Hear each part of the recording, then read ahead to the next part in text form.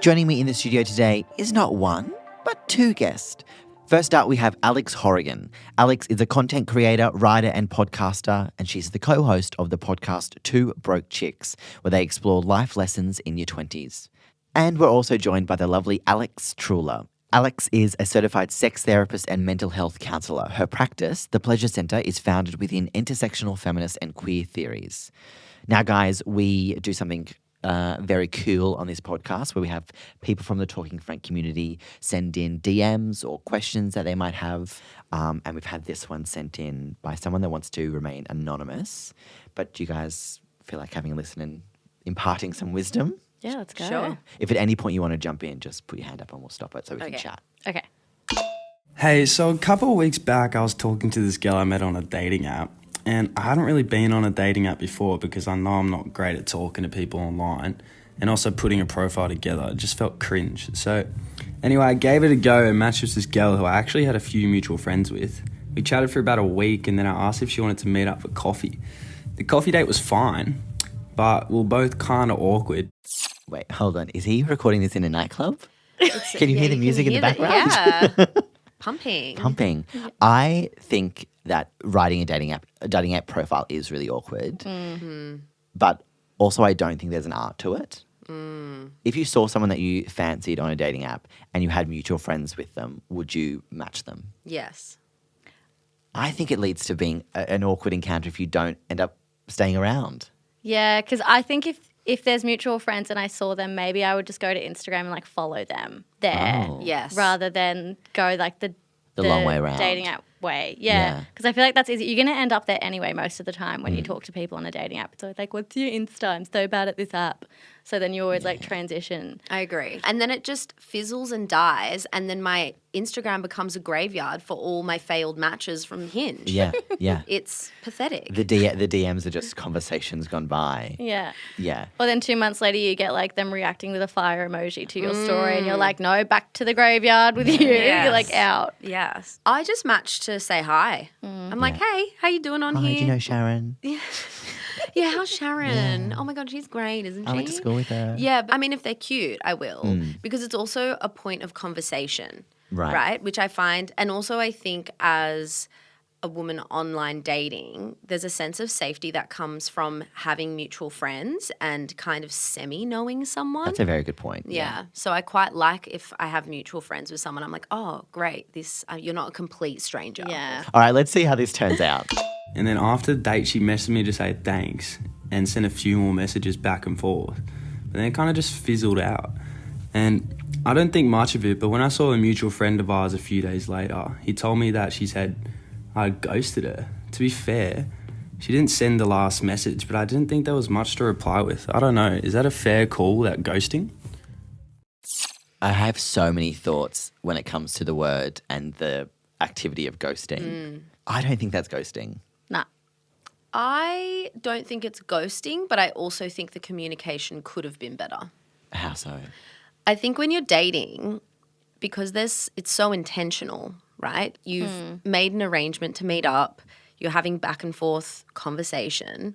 Something that I think is worthwhile doing is managing the expectations of your dates and going, this was really fun, but I don't see it going any further. Happy to stay friends, or we don't have to stay friends. Like, good luck out there, you know? Yeah. Like, it can be one sentence is all it takes to just create closure on that intentional effort that you've made to connect with someone, even though it's not going to go any further. I do think, though, that in dating, there's this weird expectation that you owe someone that you've been on a date with something. And it's like, if it was a bad date, like he didn't say whether it was good or bad, he just said it was a date. If it was a bit of a nothing burger or a bad date, do I really owe the person anything? I mean, they spoke though. So like, did he say that she'd sent the last message, She but he said didn't thanks, think yeah. it was anything worth replying to? Yeah. And it's only been A couple of days. one, like he said Yeah. one date, Yeah. right? they just And then they went- spoke yeah. afterwards. So You're right. He might have been going to circle back the next weekend. yeah, like Yeah.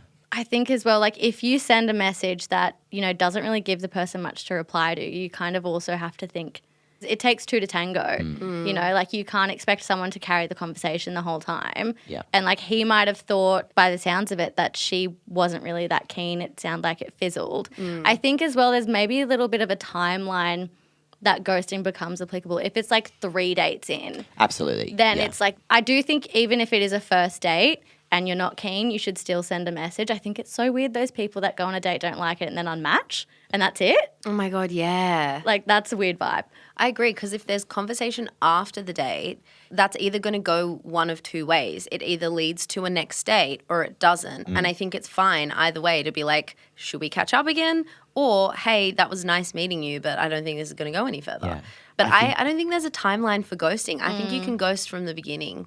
I mean, I think on the apps, there's ghosting doesn't really apply because it's sort of the nature of it. Yeah, it's But a bit like, transient. yeah, like when you've made that effort to like move it to Instagram or like get See them in someone's real life. Yeah, Yeah. I mean, or even get someone's number and Yeah. like make plans, and then you don't contact them or Yeah. you don't communicate. I would still qualify that as ghosting, even if you haven't met up. It is a bit awkward, though, I think, for a lot of people to take that step and to write that message. It's like we never want to hurt people's feelings, but you're right, not saying something is often more hurtful than being like, hey, I thought you were ugly, you know?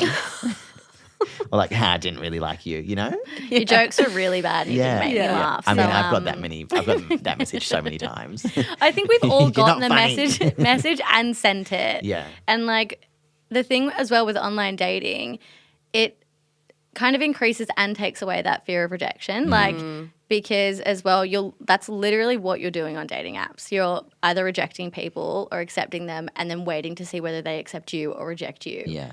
And it's just It's a brutal, It's so brutal. world. it's weird. It is. I think the term ghosting, though, is also thrown around a little bit too much. Like, Yeah. if she's calling that encounter ghosting to her friends, But also, Is that why just are you dating? like? Why are you talking Yeah. about it to someone? Like, I know that it's their mutual friend, but like, shouldn't that be something that's kept separate? Yeah. So they're mutual friends, so don't talk badly. yeah, Rather than being like, yeah, it just didn't work, because you kind of have to accept a bit of responsibility in that. It's like, oh well, it's his fault. He ghosted me. Yeah. I think it's also hard in dating, isn't it, to admit the fault? It's so because it's such a vulnerable thing. I think so too, but I think also in any relationship dynamic, whether you're online dating or in a marriage, it takes 2 to tango, baby, or 3 or more. Depends on your relationship whatever dynamic. your proclivities But are. everyone holds an element of responsibility for that dynamic. So, for example, I'd be curious to know if she's willing to talk to her friends about the fact that she's been, inverted commas, ghosted.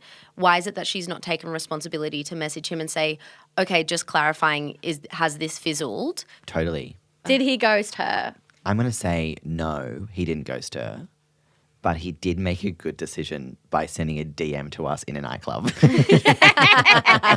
It might have fizzled in the moment because you had a busy week or you went away or whatever, but like he was actually going to message her and she sort of jumped the gun by bagging him out. I've been there. Like, I was messaging a guy and then he sent a message that was maybe like a one message. There was no question back. And I was like, okay, like I'm just, What am I going to say? yeah, like I'm not going to bother replying to that. And then went about, you know, my life like a week and then was like, oh, do you know what? Maybe I'll hang out with him again. Texted him and was like, do you want to hang out? Then went anyway, we hung out again. It's a dance, isn't it? Dating's a dance. Tango, darling. It really is a dance, but actually that makes me think about it comes back to that idea of your expectations of people and the level of like availability that they should have for you emotionally, that they should constantly be messaging you, responding to you, you know, when really we're all leading busy lives in this capitalist rat race that we're in. So I once spoke to my therapist about this where I was just like, I feel like being on an online dating app is work. It feels like every time I go on, like I'm responding to emails, like, oh my God, okay, so yep, how was your day? Yep, how was, oh yep, okay. Fully. And you're it like, just- you're sending the same message to all of them. It's all small talk, which I find really draining. So I think there's also an element of like, you don't always have to be constantly available to people when you're online dating. I think we should all probably follow in your footsteps and be a bit kinder. Yeah, I guess my philosophy to online dating is to try and just be as kind and communicative as possible. And a lot of the time it's fine. Like when you send it and you're like, hey, thank you so much. I had a really fun time, but I just don't think we're, you know, on the same vibe. And they're like, yeah, no dramas. Thanks. Like, it was nice getting to know you as well. Yeah, and of every time I've done that, people have actually been like, thank you for letting me know where you're at. I really appreciate it. But I think it really is so simple to just be nice to people. Well, it sounds like you two have a lot to say about dating. Should we crack on with the rest of it? Let's do it. Let's go.